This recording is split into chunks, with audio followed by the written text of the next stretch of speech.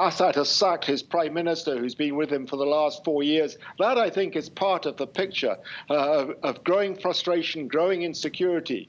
I mentioned earlier Daraa and Suwaida.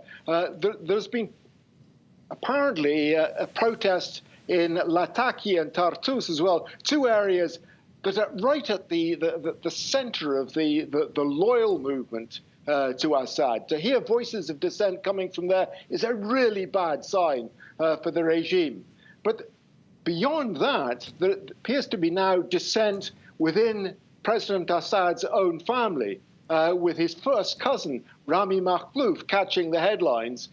He's been stung for tax claims of millions and millions of US dollars. He says he's not going to pay.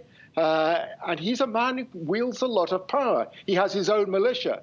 He appeared on Facebook warning, effectively, the regime to keep its hands off. You know, there are clearly signs that something is amiss with the Assad regime. You mentioned Russia. There have been a flurry of articles in the Russian media lately criticizing corruption in the regime, the intransigence of the regime on political reform, all suggesting that Moscow, too, is beginning to get fed up with the lack of progress on political reform.